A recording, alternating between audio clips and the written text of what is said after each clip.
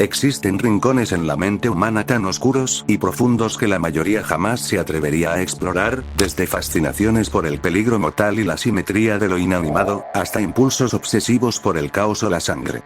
En este video nos adentraremos en los niveles más perturbadores de un iceberg que desafía los límites de la psicología y la psiquiatría clínica, donde cada concepto es más extraño y desconocido que el anterior. Quédate hasta el final, porque lo que descubriremos en los peldaños más profundos te hará cuestionar qué tan lejos puede llegar la naturaleza humana. Si este tipo de vídeos te gusta, por favor déjame tu like y suscríbete a mi canal para apoyarme a que yo pueda seguir trayéndote contenido nuevo. Recuerda que te puedo dejar saludos al final de mis vídeos, si es de tu agrado tú solo dímelo y yo con mucho gusto lo hago. Sin más por agregar, comencemos. Estamos en el nivel 1.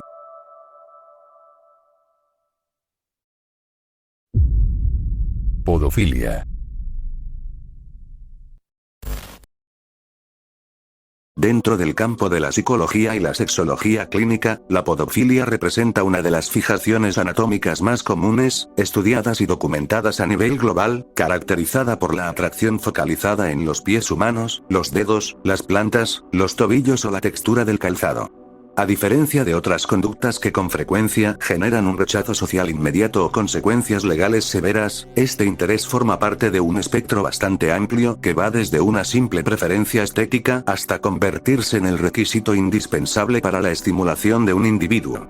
Diversos estudios antropológicos demuestran que la fascinación por esta zona del cuerpo ha estado presente en múltiples civilizaciones a lo largo de los siglos, manifestándose tanto en expresiones artísticas y literarias como en costumbres culturales de corte tradicional. A nivel neurobiológico, una de las hipótesis más célebres para explicar la alta frecuencia de este fenómeno fue postulada por el neurocientífico Vilayanu Ramachandran. Su teoría sugiere una razón puramente anatómica basada en el mapa del córtex somatosensorial primario del cerebro humano, donde se procesan todas las sensaciones táctiles del cuerpo.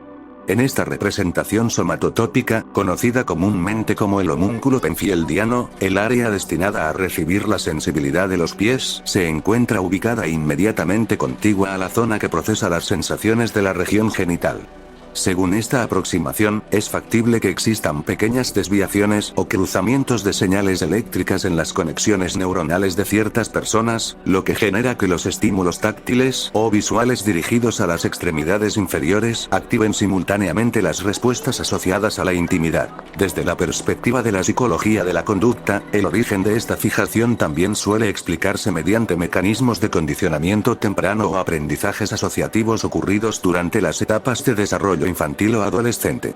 Un evento fortuito en la juventud, en el cual la visión, el olor o la textura de un pie se vincula accidentalmente con una experiencia de excitación o curiosidad, puede consolidar una ruta asociativa permanente en la mente del individuo.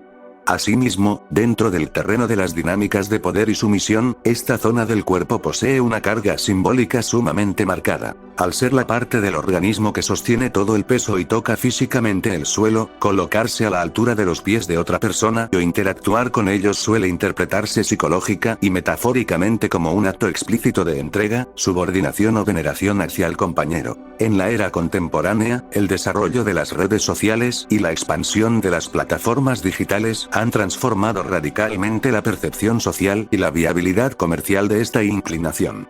Lo que durante décadas perteneció a espacios privados o foros de nicho, hoy en día se ha consolidado como una industria sumamente lucrativa enfocada en la creación y venta de material fotográfico o en video de calzado y arcos plantares.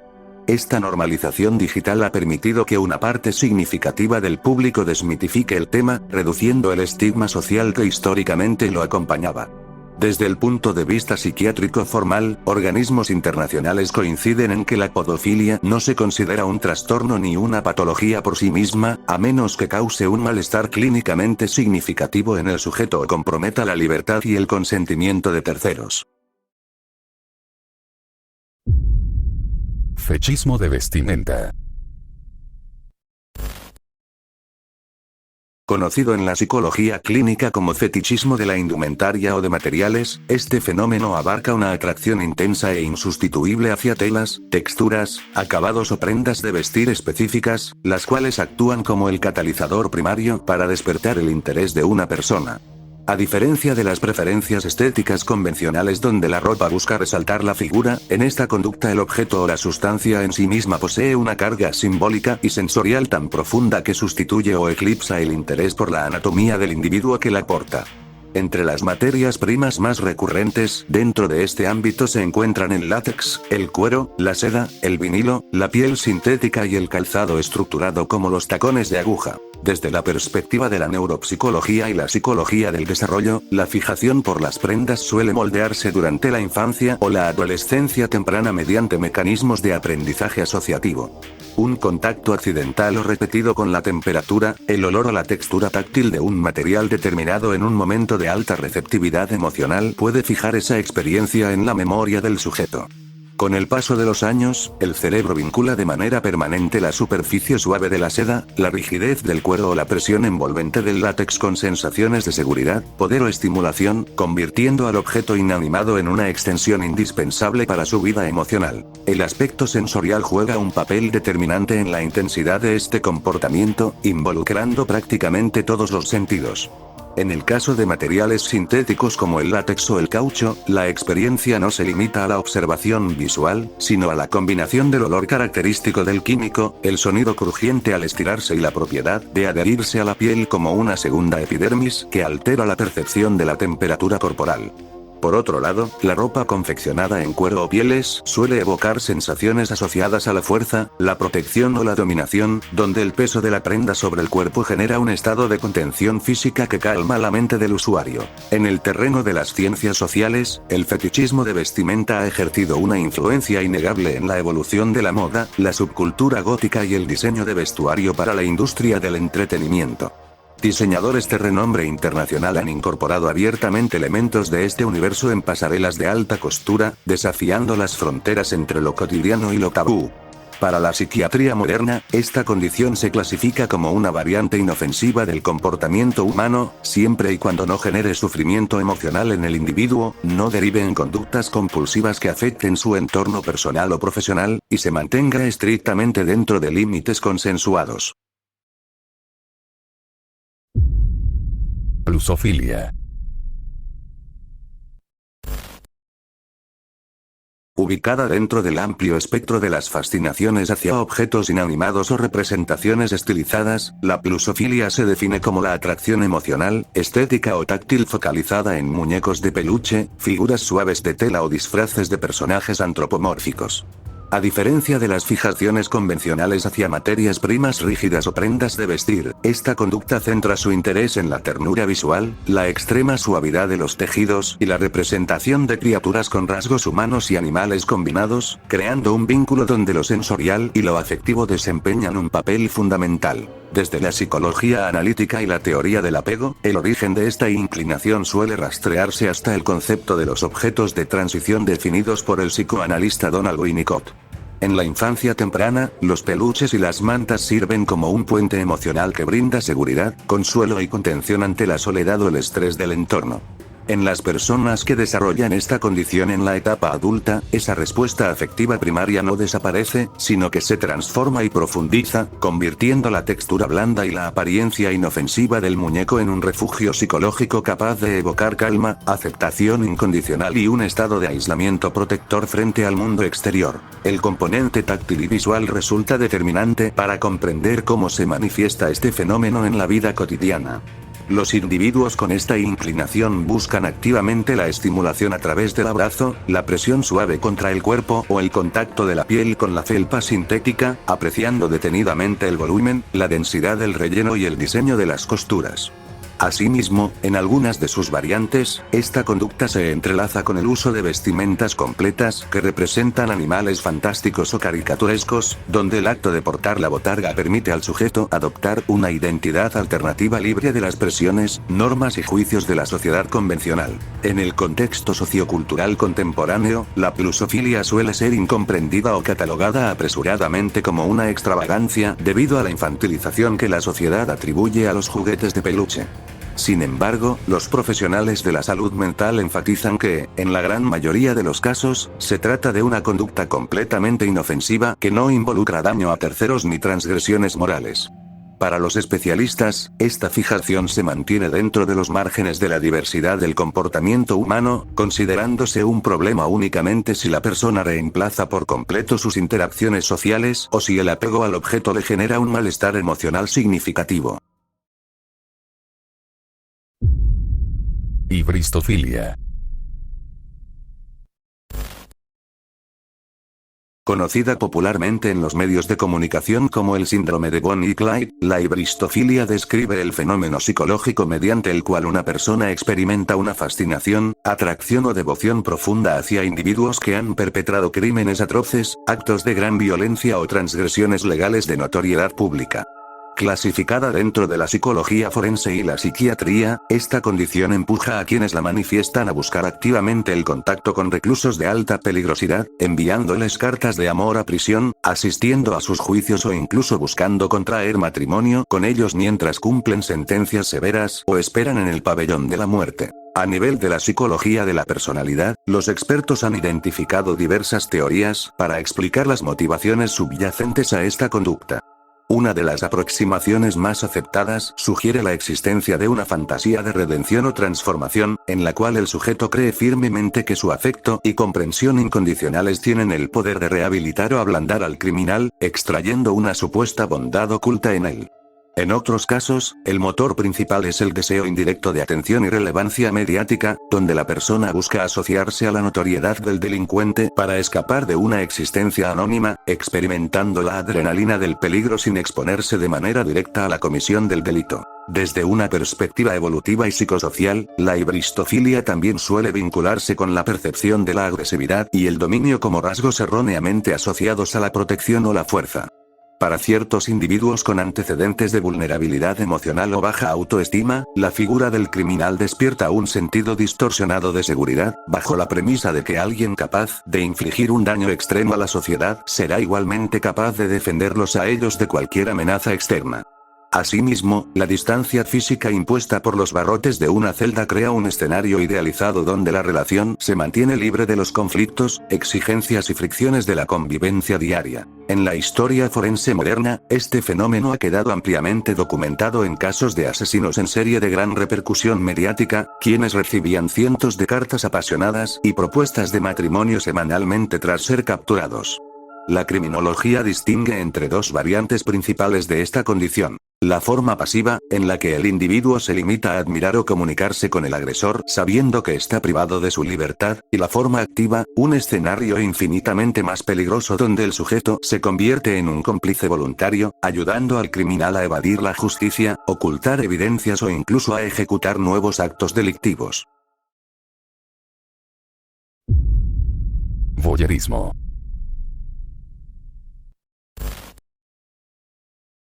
Dentro de la psicología clínica y las ciencias forenses, el voyeurismo se define como el impulso, la fantasía recurrente o la conducta persistente de observar a personas desprevenidas mientras se encuentran en situaciones estrictamente privadas, como desvestirse, realizar su aseo personal o mantener encuentros íntimos. El elemento definitorio de este comportamiento radica precisamente en la ausencia total de consentimiento por parte del sujeto observado, convirtiendo la vulnerabilidad de la víctima y la invasión de su privacidad en el componente central que genera la estimulación psicológica para el espectador. A nivel neurobiológico y conductual, los especialistas sugieren que el origen de esta inclinación puede estar vinculado a un condicionamiento derivado de la búsqueda compulsiva de novedad y la descarga rápida de adrenalina que produce la posibilidad inminente de ser descubierto. La mente del individuo interpreta el acto de espiar como una conquista secreta o una transgresión controlada donde experimenta una sensación de poder y dominio sobre la otra persona, todo ello sin la necesidad de exponerse al rechazo, a la vulnerabilidad emocional o al esfuerzo que implica construir una relación interpersonal real e interactiva. Con la evolución acelerada de las herramientas tecnológicas y la miniaturización de dispositivos electrónicos, la práctica de esta conducta ha cambiado de forma radical en las últimas décadas. Lo que históricamente se limitaba a la observación a través de ventanas, cerraduras o espacios públicos mediante binoculares, hoy en día se ha transformado en un fenómeno digital complejo que involucra el uso de microcámaras ocultas en baños, vestidores u hospedajes, así como la difusión no consentida de material privado en redes sociales. Esta digitalización ha ampliado de manera alarmante el alcance del problema, facilitando la proliferación de comunidades virtuales dedicadas al intercambio de este tipo de registros. Desde el marco legal y psiquiátrico actual, se establece una diferencia muy clara entre la curiosidad visual casual o consensual y el trastorno voyerista. Cuando esta tendencia se lleva a cabo sin la autorización explícita de la persona observada, deja de ser una simple variante del comportamiento para convertirse en un delito grave que vulnera la intimidad, la integridad y la seguridad individual. Los manuales diagnósticos señalan que se considera una patología clínica cuando causa un malestar profundo en quien lo padece, deteriora sus relaciones sociales o laborales, o lo lleva a cometer infracciones legales que vulneran los derechos fundamentales de terceros. Estamos en el nivel 2.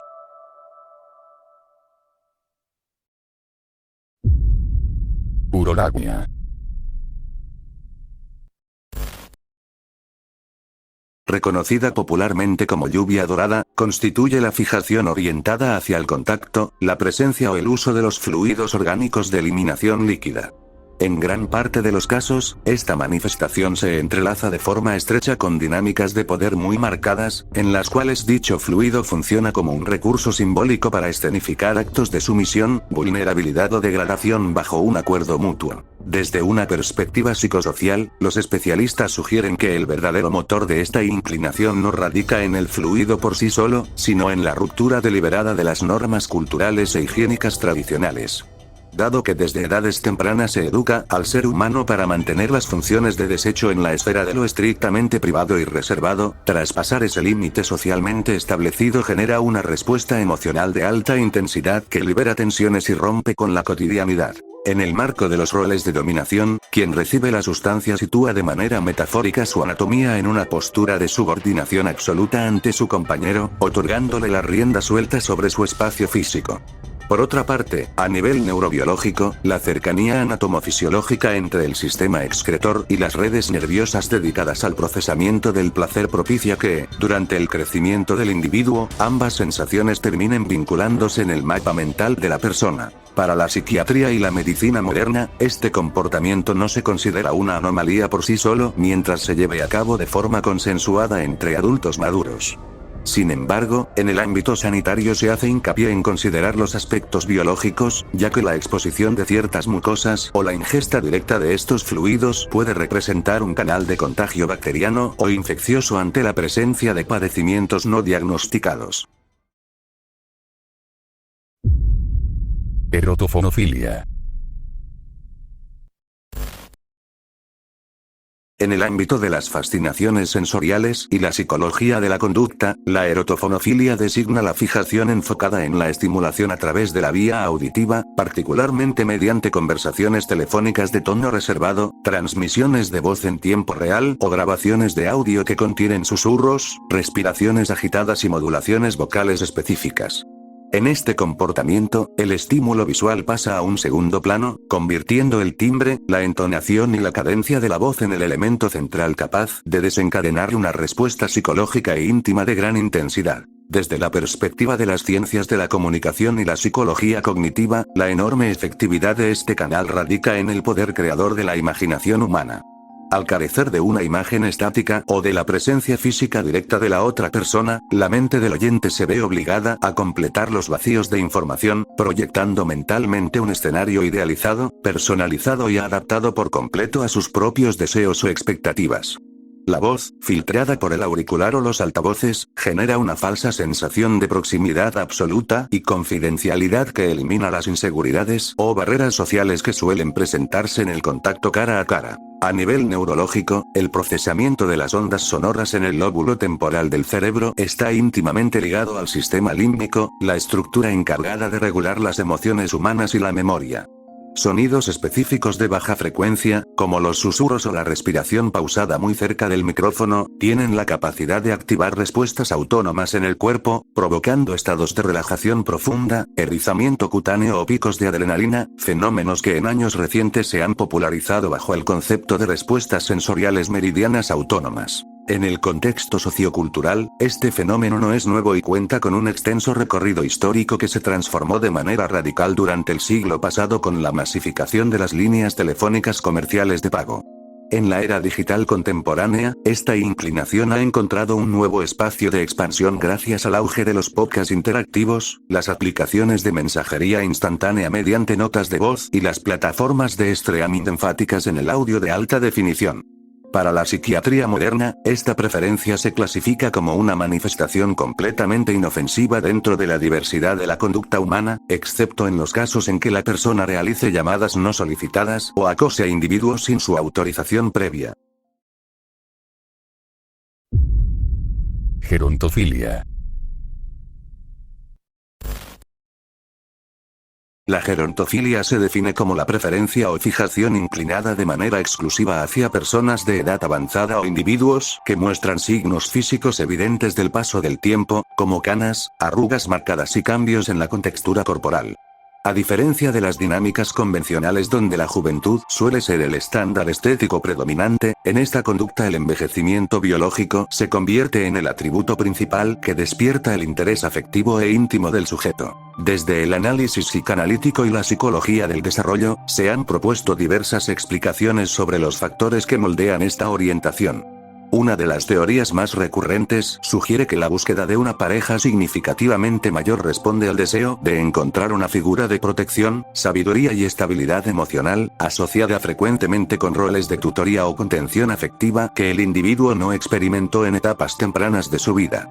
La figura de la persona mayor transmite una sensación de serenidad, paciencia y madurez que contrasta con la impredecibilidad o la superficialidad percibida en parejas de menor edad. A nivel de dinámicas relacionales, las personas que manifiestan esta inclinación suelen valorar la experiencia acumulada, las historias de vida y la compostura de las personas maduras por encima de la belleza física tradicional. El paso de los años en el cuerpo humano no es visto como un deterioro, sino como una marca de autenticidad y elegancia que añade un valor único a la persona. Asimismo, para algunos individuos, la vulnerabilidad física o el ritmo de vida más pausado de los adultos mayores crea un ambiente de confianza mutua donde disminuye la presión por cumplir con las expectativas sociales de rendimiento. En el plano social y médico, este comportamiento suele estar rodeado de prejuicios o incomprensión debido a los estereotipos culturales que asocian la vejez con la inactividad emocional. Sin embargo, los profesionales de la salud mental señalan que la gerontofilia es una manifestación perfectamente válida y normal de la diversidad humana cuando se da en el marco de relaciones consensuadas entre adultos plenamente conscientes. La intervención clínica solo se contempla en situaciones donde existan asimetrías severas de poder, manipulación o cuando el estado cognitivo de alguna de las partes impida el ejercicio pleno de su voluntad. Agorafilia. La agorafilia describe la inclinación o fijación orientada a buscar momentos de intimidad en entornos públicos, abiertos o potencialmente expuestos a la mirada de extraños.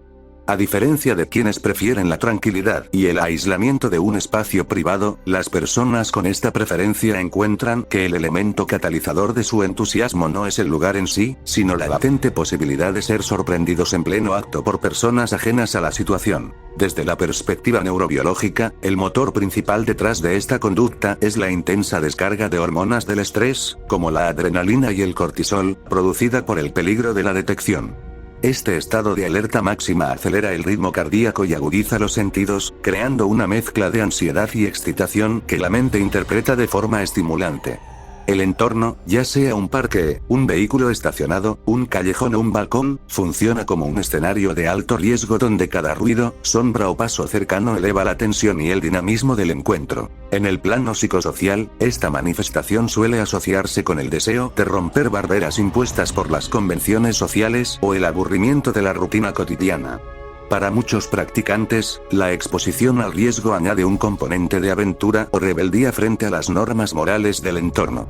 No obstante, es importante señalar que esta inclinación difiere del voyerismo o del exhibicionismo puro, ya que el objetivo primordial no suele ser que otros observen deliberadamente, sino el juego constante entre la ocultación y la inminencia de la interrupción. Desde el marco legal y psiquiátrico, este comportamiento se analiza bajo una doble vertiente. Por un lado, si la actividad se lleva a cabo en espacios donde se vulnera el libre tránsito o la moral pública, puede derivar en faltas administrativas o sanciones legales por exhibicionismo o alteración del orden. Por otro lado, la psicología clínica la considera una variante inofensiva únicamente cuando se mantiene en un rango de riesgo controlado que no cause perjuicios a terceros ni obligue a personas no consentidoras a presenciar actos de carácter privado. Formicofilia. Dentro de las manifestaciones más inusuales catalogadas por la psiquiatría y la sexología clínica, la formicofilia representa la fijación caracterizada por la atracción o estimulación derivada de sentir a pequeñas criaturas, como hormigas, caracoles, arañas, orugas o escarabajos, desplazándose libremente sobre la superficie cutánea. Este fenómeno constituye una subdivisión altamente especializada de la zoofilia táctil, donde el interés no radica en la figura animal como un todo, sino de manera exclusiva en las microsensaciones físicas que produce el movimiento mecánico de las patas o cuerpos de estos organismos al rozar la piel humana. A nivel de la neurofisiología de la percepción, la piel alberga miles de terminaciones nerviosas y receptores táctiles encargados de enviar señales de alerta al cerebro ante la presencia de agentes externos. El desplazamiento errático, pausado y diminuto de los artrópodos activa de forma simultánea una doble respuesta. Por un lado, una cosquilla continua que altera la sensibilidad cutánea, y por el otro, un leve pico de tensión provocado por el instinto primario de supervivencia ante lo desconocido. En la mente de quienes experimentan esta inclinación, esa mezcla involuntaria de hormigueo, cosquilleo y ligera ansiedad es reinterpretada por el sistema límbico como un estímulo sumamente intenso y placentero. Desde una vertiente psicológica y simbólica, esta práctica suele estar vinculada con la búsqueda de pérdida de control corporal o con dinámicas de inmovilidad física. Para que las criaturas recorran el cuerpo sin interferencias, el individuo debe permanecer completamente estático, lo que exige un estado de entrega, concentración o vulnerabilidad absoluta. En ciertos escenarios, la fascinación también abarca la observación visual de las trayectorias que trazan los insectos sobre la anatomía, apreciando la textura, el contraste y la interacción entre el entorno biológico y la figura humana. En los manuales diagnósticos de la medicina moderna, este comportamiento se clasifica como una variante inusual que rara vez se presenta en la población general. Los profesionales de la salud enfatizan que la formicofilia solo se considera un trastorno psiquiátrico cuando genera un sufrimiento emocional severo en la persona o cuando se lleva a cabo utilizando especies venenosas o peligrosas que pongan en riesgo real la integridad física, la salud o la vida del sujeto a través de mordeduras, picaduras o reacciones alérgicas graves. Estamos en el nivel 3.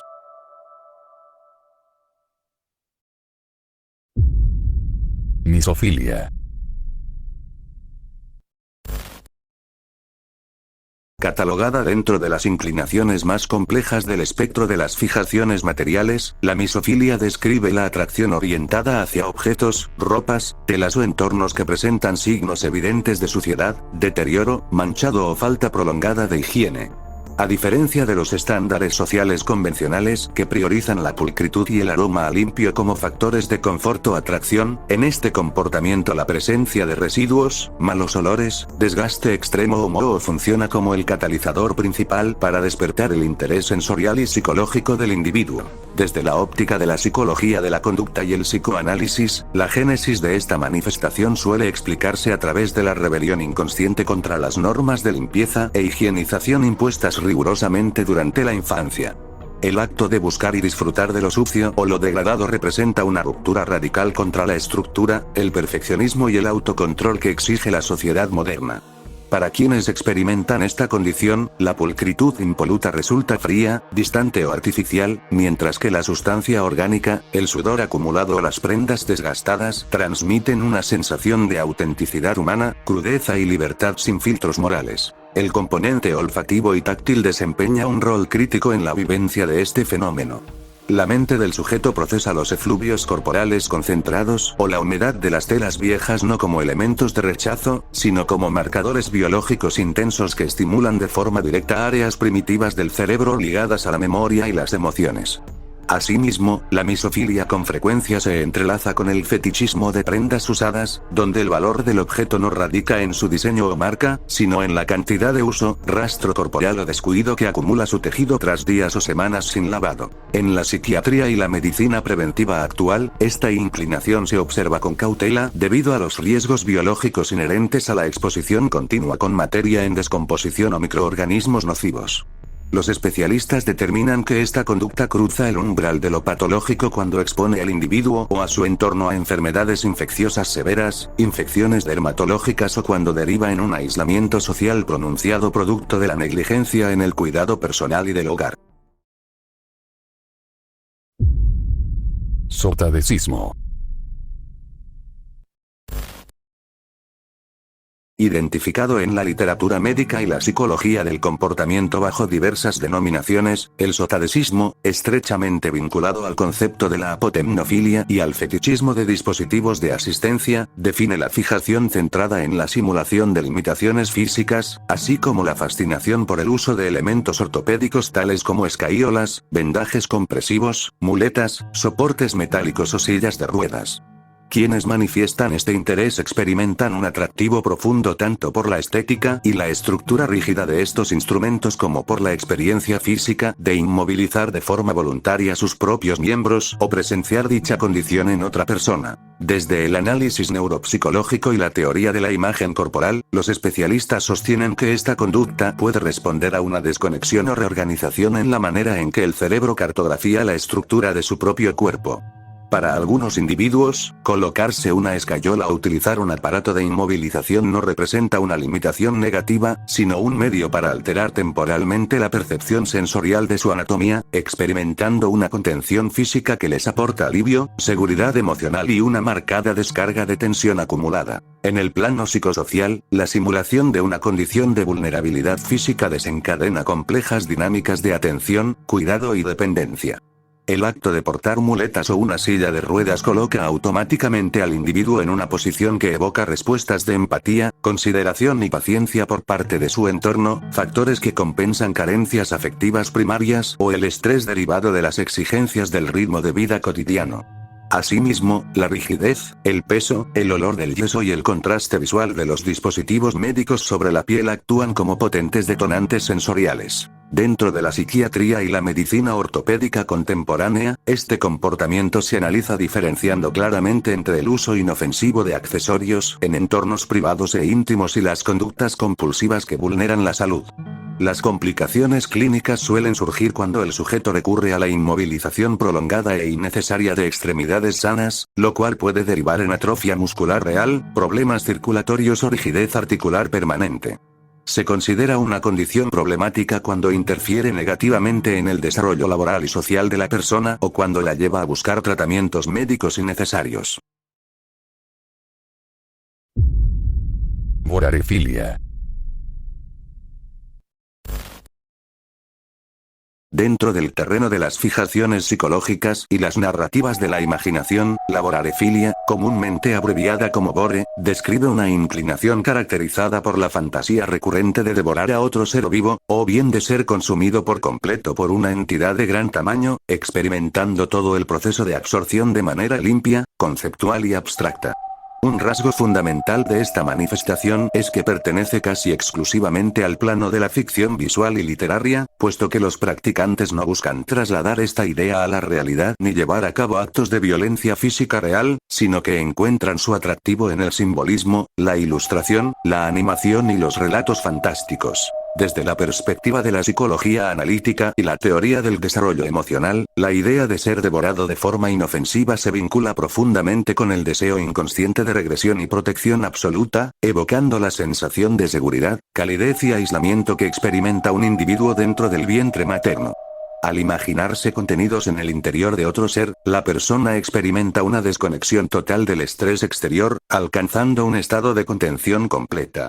Por otro lado, la vertiente de devorar a alguien suele interpretar el acto como la forma más extrema y definitiva de unión, donde la entidad consumida pasa a formar parte integral de la anatomía del devorador, eliminando cualquier distancia o separación interpersonal. A nivel de estímulo sensorial y creativo, esta conducta se apoya de forma masiva en el arte digital y la creación de contenidos en Internet, donde la anatomía se representa de forma estilizada y fantástica, recurriendo con frecuencia a criaturas mitológicas, monstruos, alienígenas o personajes de ficción. Los adeptos a esta fantasía aprecian detenidamente las sensaciones de presión, el confinamiento en espacios reducidos, la escucha de los latidos cardíacos o los sonidos internos de la entidad receptora, aspectos que en su conjunto generan una intensa respuesta de serenidad, fascinación y contención emotiva. Para la psiquiatría y la psicología clínica moderna, la vorarefilia se clasifica como una manifestación inofensiva dentro del mundo del pensamiento abstracto, siempre y cuando permanezca confinada en la fantasía o la expresión artística y no cause un malestar clínicamente significativo en el sujeto. Dado que en la abrumadora mayoría de los casos existe una distinción clara e inquebrantable entre la ficción ilustrada y la realidad física, los especialistas conciben esta tendencia como un recurso creativo para explorar sensaciones de vulnerabilidad, absorción y dominio sin poner en riesgo la integridad física propia ni la de terceros.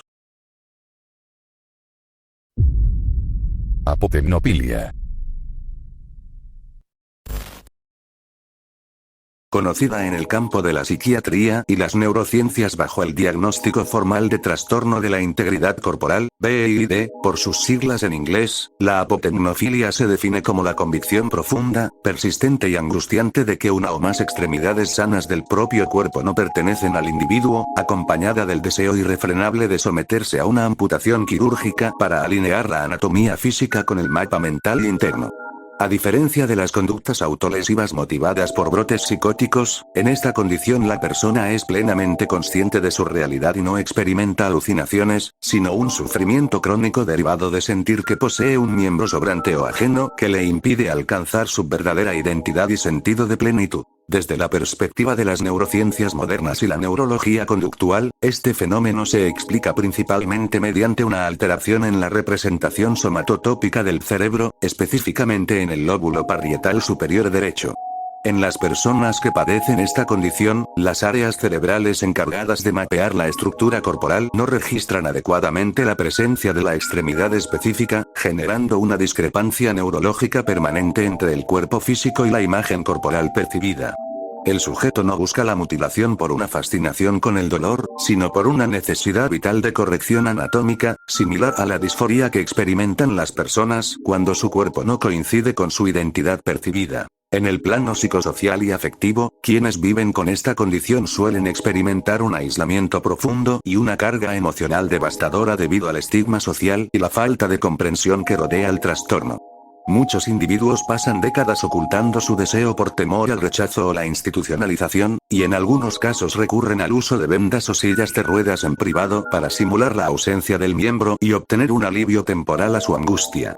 Ante la imposibilidad legal y ética de acceder a procedimientos quirúrgicos consensuados en la medicina tradicional, algunas personas llegan a extremos peligrosos, buscando métodos caseros de amputación o provocándose accidentes graves para forzar una intervención médica de emergencia. Para la psiquiatría y la ética médica contemporánea, la apotemnofilia representa uno de los desafíos clínicos más complejos y debatidos de la actualidad. Los enfoques terapéuticos basados en psicofármacos o terapia cognitivo-conductual suelen ofrecer resultados limitados para mitigar la convicción central del paciente, lo que mantiene abierto un intenso dilema bioético sobre si la cirugía de modificación corporal debería considerarse en casos extremos como una medida de reducción de daños para salvar la vida del individuo, o si deben agotarse únicamente las alternativas de acompañamiento psicológico para gestionar el sufrimiento emocional. Autoasesinofilia.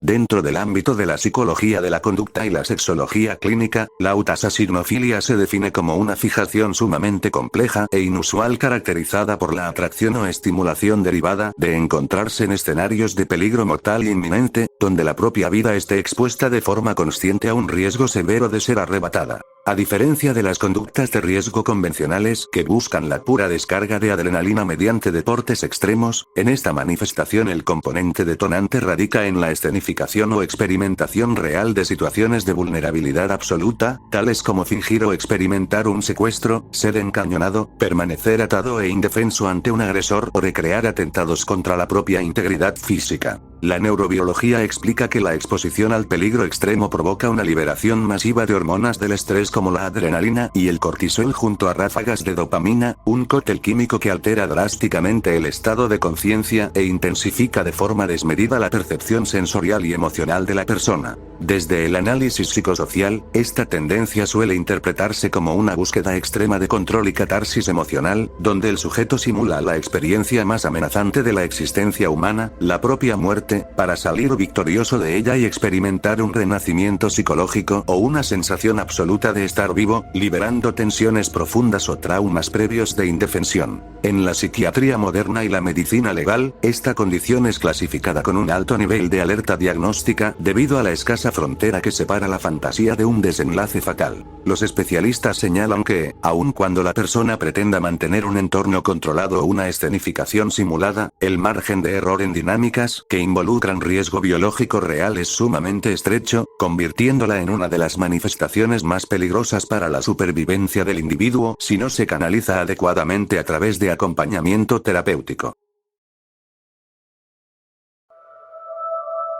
Estamos en el nivel 4.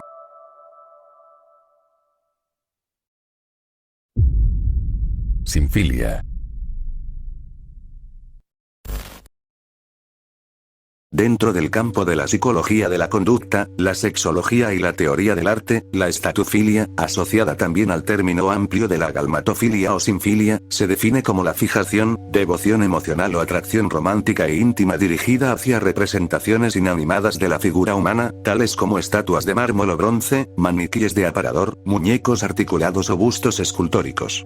A diferencia de otras variantes orientadas al contacto interpersonal, en este comportamiento el foco de fascinación se proyecta sobre la inmovilidad, la perfección estética y el carácter silente del objeto artísticamente tallado o moldeado. Desde la perspectiva de la psicología analítica y la teoría de la proyección mental, uno de los motores principales de esta inclinación es el control absoluto del vínculo afectivo. Una estatua o un maniquí ofrece la simetría y la presencia de la forma humana sin la impredecibilidad, los conflictos, el rechazo o las demandas emocionales que conlleva una persona real. La mente del sujeto encuentra en la figura inerte un lienzo en blanco sobre el cual proponer fantasías, ideales de belleza y significados sin el riesgo de ser juzgado o defraudado, experimentando una profunda sensación de seguridad y calma dentro de la contemplación. En el plano sensorial y estético, la interacción con la materia juega un rol determinante. Quienes experimentan esta devoción se sienten fuertemente atraídos por la textura, la temperatura fría del mármol o la suavidad del plástico y la cera, apreciando detalles como las líneas del rostro, la postura estática y la captura de un momento congelado en el tiempo. La escultura es percibida no solo como una obra de arte, sino como la encarnación de la elegancia y la forma idealizada, evocando el mito clásico de Pigmalión, quien se enamoró apasionadamente de la estatua que él mismo había esculpido hasta lograr que cobrara vida. Para la psiquiatría moderna y las ciencias de la salud mental, la estatufilia se clasifica como una manifestación inofensiva y una expresión inusual del espectro afectivo humano mientras permanezca dentro de un marco de disfrute personal o apreciación estética que no deteriore la vida cotidiana de la persona. La intervención o el acompañamiento profesional solo se consideran oportunos en caso de que este apego hacia lo inanimado genere un aislamiento social severo, provoque un malestar psicológico significativo o impida por completo la capacidad del individuo para desenvolverse en su entorno social y laboral. Climacofilia. Dentro del espectro de las fijaciones psicológicas y las conductas asociadas al riesgo físico, la climacofilia describe la fascinación o atracción orientada hacia el acto de caer por escaleras o verse envuelto en situaciones donde el cuerpo pierde el equilibrio y el control motor de manera repentina. A diferencia de quienes experimentan fobias a las alturas o a los tropezones, la persona que manifiesta esta tendencia encuentra que el instante exacto en que la gravedad toma el mando de su anatomía actúa como un detonante psicológico y emocional de gran intensidad. Desde el punto de vista de la neurobiología y la respuesta al estrés, el elemento central de esta conducta es la violenta transición de la estabilidad al caos físico. La inminencia de la caída desencadena una descarga inmediata de adrenalina, noradrenalina y cortisol, preparando al organismo para un impacto o una amenaza extrema.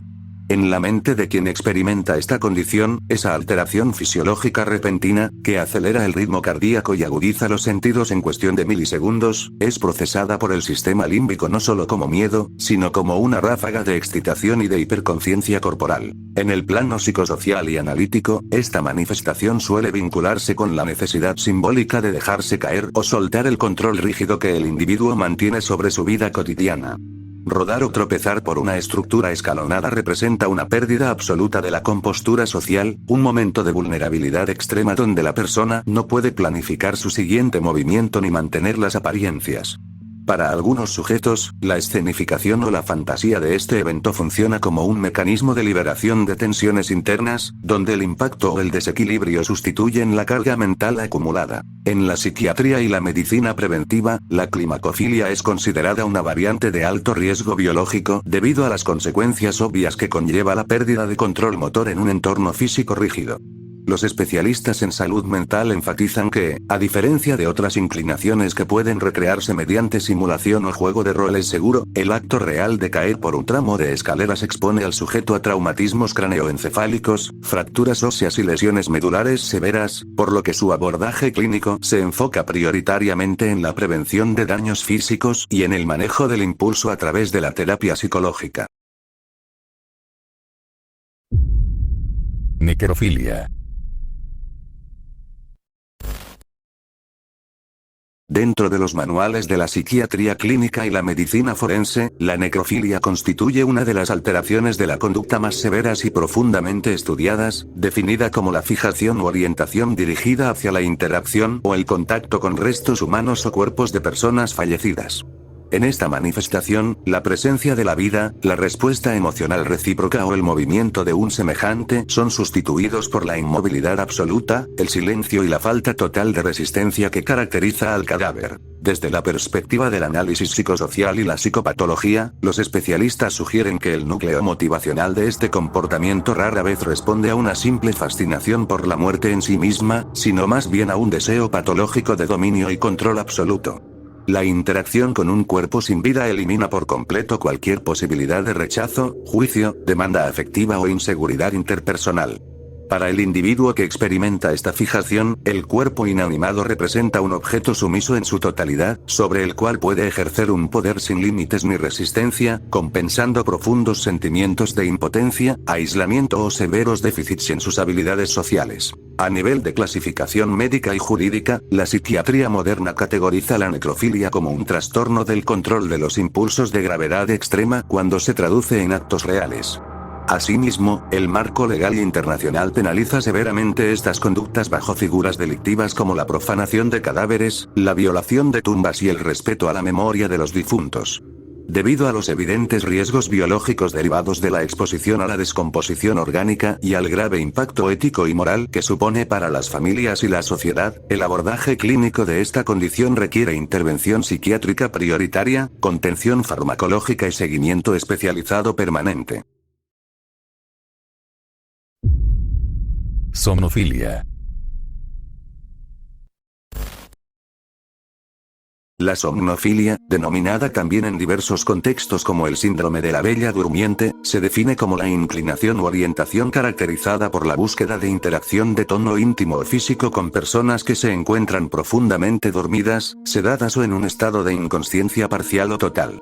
El rasgo constitutivo de esta manifestación es que el estímulo del sujeto no proviene de la interacción activa o la respuesta mutua, sino precisamente del estado de pasividad, reposo absoluto y falta de reactividad de la otra persona. Desde la perspectiva de la psicopatología y la dinámica relacional, los especialistas señalan que el motor psicológico subyacente suele ser la búsqueda de control total y la eliminación de la vulnerabilidad interpersonal. Interactuar con alguien que duerme o no está consciente erradica cualquier riesgo de rechazo, juicio, evaluación sobre el desempeño o conflicto de comunicación. Quien manifiesta esta fijación encuentra en la inmovilidad del sujeto dormido una sensación de dominio seguro, donde la otra parte no puede opinar, poner límites ni reaccionar de manera imprevista. En la psiquiatría moderna y el marco ético legal, la somnofilia representa una condición de extrema gravedad cuando se traslada a la práctica real. Dado que una persona dormida, sedada o inconsciente carece de la capacidad cognitiva y el estado de alerta necesarios para otorgar su consentimiento libre, informado y explícito, cualquier acto llevado a cabo bajo estas condiciones constituye una violación directa a la autonomía e integridad de la víctima. Por esta razón, la jurisprudencia internacional y los códigos penales tipifican estas acciones como delitos graves de agresión o abuso, ya que el estado de indefensión de la víctima anula completamente la capacidad de elección. La intervención clínica ante este comportamiento se enfoca en la evaluación psiquiátrica integral, la terapia cognitivo-conductual para la gestión de impulsos y la concienciación estricta sobre los límites éticos y legales del consentimiento. Dendrofilia. La dendrofilia se define como la atracción o fijación enfocada de manera exclusiva en los árboles, las plantas, la vegetación o diversos elementos del mundo botánico.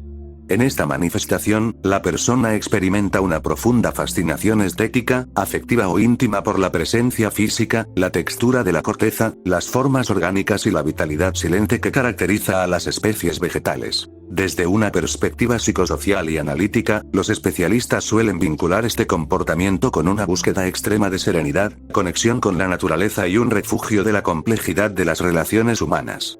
Para algunos individuos, el entorno botánico ofrece una sensación de estabilidad, permanencia y presencia tranquila que elimina por completo el estrés, el juicio social o los conflictos propios de la interacción interpersonal.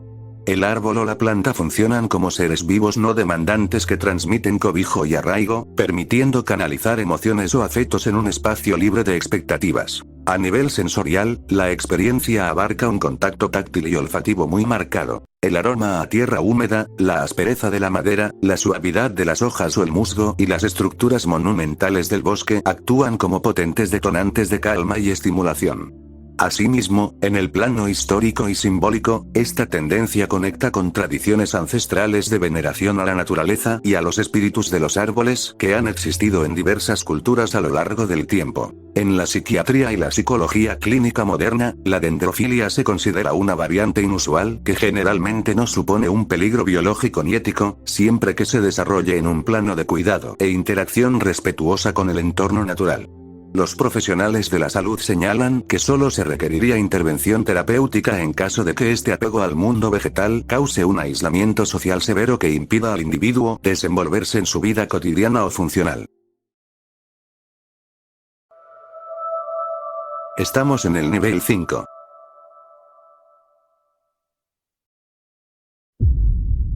Salirofilia.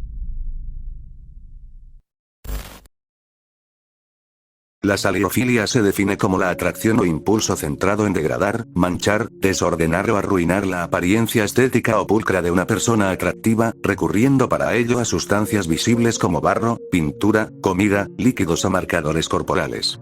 El elemento central de esta fijación no radica en causar daño físico o dolor, sino en la alteración deliberada de la imagen pulcra, elegante o socialmente perfecta del sujeto elegible. Desde la perspectiva del análisis psicosocial y las dinámicas de poder, los especialistas señalan que el motor psicológico subyacente suele ser el deseo de desacralizar y romper los estándares rígidos de belleza o perfección impuesto por la sociedad.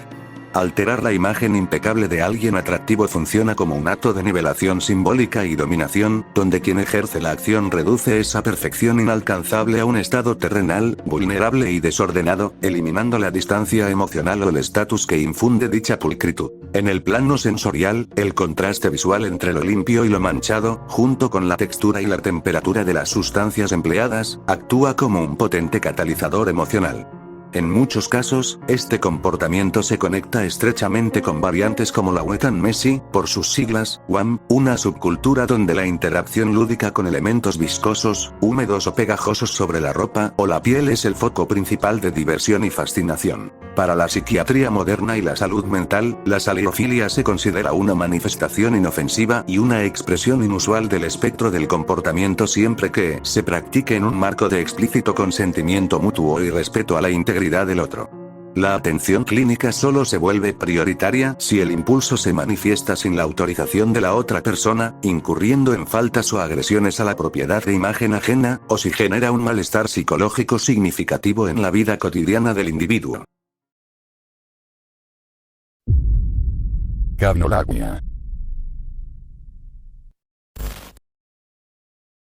La capnolagnia describe la fijación o atracción orientada de forma específica hacia el acto de contemplar a una persona inhalar, sostener y exhalar el humo de cigarrillos, puros u otros productos de tabaco. En esta manifestación, la fascinación no proviene necesariamente del hábito personal de fumar, sino del rol de espectador frente al ritual visual, rítmico y sensorial de otra persona interactuando con el humo. Desde la perspectiva del análisis psicosocial y el lenguaje corporal, esta tendencia se alimenta del simbolismo cultural históricamente asociado al tabaquismo. Durante décadas, el cine, la publicidad y el arte han vinculado el acto de fumar con ideas de sofisticación, rebeldía, madurez, misterio y sensualidad. Para el individuo que experimenta esta atracción, la forma en que una persona sostiene el cigarrillo, la pausa deliberada antes de la inhalación, la expresión facial de relajación y la trayectoria del humo al ser expulsado actúan como potentes catalizadores de la atención y la fascinación estética. A nivel sensorial y visual, el contraste entre el movimiento fluido e intangible del humo, el brillo del fuego en la brasa y los gestos labiales y respiratorios crea una secuencia repetitiva que genera un efecto hipnótico y de contención emocional. Quienes sienten esta inclinación suelen prestar especial atención a detalles finos como la velocidad del flujo del aire, la densidad del humo o el tipo de boquilla utilizada. Para la psicología clínica y la psiquiatría, la capnolagnia se contempla como una manifestación inofensiva que no supone ningún riesgo psicopatológico ni ético en sí misma, siempre que se desarrolle en un plano de contemplación consensuada. No obstante, en el ámbito de la salud médica preventiva, el único aspecto a considerar radica en las consecuencias biológicas secundarias asociadas al consumo de tabaco o la exposición al humo de segunda mano, por lo que las recomendaciones suelen enfocarse en la concienciación sobre los riesgos del tabaquismo real más que en la inhibición de la fascinación psicológica. Macrofilia, microfilia. Dentro de la psicología de la conducta, la sexología y la subcultura de la fantasía digital, la macrofilia y la microfilia describen la atracción o fascinación por la desproporción física extrema, donde uno de los individuos es imaginado como un ser de dimensiones gigantescas, macrófilo, o como una figura de tamaño diminuto, micrófilo. Esta manifestación pertenece casi por completo al plano de la ficción, la ilustración digital, la animación y la literatura, sirviendo como un vehículo para explorar dinámicas extremas de escala, presencia física y vulnerabilidad en entornos conceptuales totalmente controlados. Desde la perspectiva del análisis psicosocial y las dinámicas de dominación, el núcleo de esta fijación radica en el juego de poder de bajo riesgo que permite la fantasía. Para quien se proyecta como el ser diminuto, la experiencia evoca una sensación de sumisión, asombro y entrega absoluta ante una figura imponente que representa protección, cobijo o dominio total. Por el contrario, asumir el rol del gigante permite experimentar sensaciones de omnipotencia, control, protección maternal/paternal o fuerza sin límites, ofreciendo un escape simbólico a las presiones del mundo real donde las personas suelen sentirse pequeñas e impotentes. En el plano estético y creativo, los adeptos a este tipo de fantasías encuentran una gran estimulación en la perspectiva visual, las leyes de la física alteradas y la interacción con los escenarios. La atención se centra en detalles como la escala de los objetos cotidianos vistos desde abajo, el peso de las pisadas, la perspectiva de contrapicado o la inmensidad de las sombras. Redes de arte digital y comunidades en línea han permitido desarrollar todo un cuerpo artístico dedicado a recrear estas dinámicas con personajes mitológicos, seres alienígenas o figuras cotidianas a gran escala. Para la psiquiatría y la psicología clínica moderna, la macrofilia y la microfilia se consideran expresiones inofensivas del espectro imaginativo humano, pues existe una separación clara entre las imposibilidades biológicas de la fantasía y la realidad física. Dado que no involucran daños a terceros ni representan un riesgo real para la salud, la atención médica solo se considera necesaria si la fijación genera un aislamiento social severo o dificulta la capacidad del individuo para establecer relaciones emocionales funcionales en su vida diaria. Sinforofilia.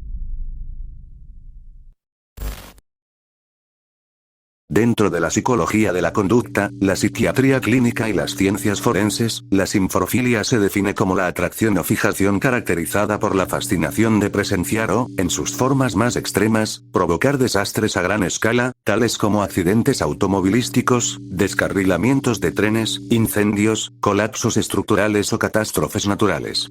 El núcleo de este comportamiento radica en la búsqueda de la descarga masiva de adrenalina y en el impacto emocional desbordante que genera presenciar eventos de destrucción y caos en tiempo real. Desde la perspectiva neurobiológica y psicosocial, el elemento desencadenante es el estado de alerta extrema que produce el peligro ajeno o el desastre visible. La vista de un acontecimiento catastrófico provoca una liberación inmediata de hormonas del estrés como la adrenalina y la noradrenalina, unida a ráfagas de dopamina que alteran la percepción del sujeto. Para quienes experimentan esta inclinación, el dramatismo de la escena, las sirenas, el fuego y la ruptura repentina del orden cotidiano funcionan como un estímulo sumamente potente, donde la catástrofe ajena se procesa como un espectáculo de alta intensidad emocional que alivia estados de apatía o vacío interno. En el análisis de la personalidad y la psicopatología, los especialistas marcan una distinción fundamental entre el espectador pasivo y el sujeto activo. Mientras que en su forma pasiva la persona simplemente siente un impulso incontrolable por acudir al lugar de los hechos, similar al efecto mirón o la morbosidad voyerista llevada al extremo, en su vertiente más severa y peligrosa el individuo puede llegar a planear o causar el accidente. En este último escenario, la condición se entrelaza con rasgos de piromanía, sociopatía o trastornos severos del control de impulsos, donde el sujeto busca no solo presenciar el caos, sino también sentir el poder omnipotente de haber sido el arquitecto del desastre. Para la psiquiatría moderna y el marco ético legal, la sinforofilia representa una condición de muy alto riesgo cuando motiva la intervención directa en el mundo real. Provocar un accidente o entorpecer las labores de los servicios de emergencia no solo constituye un delito grave penalizado por la ley, sino que expone a terceros a pérdidas humanas y materiales irreparables. Por ello, el abordaje clínico exige evaluación psiquiátrica especializada, contención terapéutica estricta e intervenciones orientadas a la gestión de impulsos y a la neutralización de conductas que pongan en peligro la vida propia o la de la comunidad. Síndrome de Renfield. El vampirismo clínico, denominado popularmente en la literatura psiquiátrica como el síndrome de Renfield, describe un trastorno poco común y sumamente complejo caracterizado por la fijación u obsesión compulsiva por beber e ingerir sangre, ya sea la propia, autovampirismo, la de animales, zoofagia, o la de seres humanos. El término fue propuesto conceptualmente por el psicólogo Richard Noy en tributo al célebre personaje de la novela Drácula, quien consumía insectos y pequeños animales bajo la idea de absorber su energía vital. Desde la perspectiva de la psicopatología y la neurobiología de la conducta, el núcleo motivacional de este comportamiento no responde a una necesidad biológica real de nutrición, sino a una profunda construcción simbólica de poder y supervivencia. Para el individuo que padece este síndrome, la sangre es percibida como la esencia misma de la vida, la juventud o la fuerza.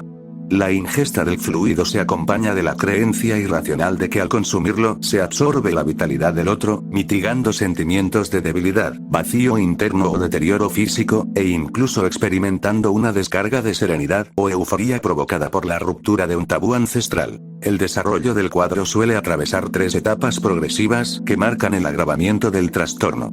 La primera fase inicia en la infancia o adolescencia con un evento traumático vinculado a la sangre o con la propia ingestión accidental, corte o herida, evolucionando hacia el consumo de la prole, 5, sino como un síntoma severo que suele manifestarse en el contexto de trastornos psiquiátricos mayores, como la esquizofrenia, la psicosis no especificada, trastornos severos de la personalidad o traumas infantiles profundos. Debido a los evidentes riesgos biológicos, transmisión de patógenos por vía sanguínea, toxicidad por exceso de hierro o sepsis, y a las implicaciones legales y éticas de estas conductas, el abordaje clínico exige atención psiquiátrica prioritaria, internamiento médico, contención farmacológica mediante antipsicóticos y un acompañamiento terapéutico intensivo. Hemos llegado al final del video, muchas gracias. Pasemos a la sección de saludos. Les agradezco mucho sus comentarios, tanto a los que me expresan su gusto por mis vídeos, como las críticas constructivas, me ayudan mucho a mejorar cada día.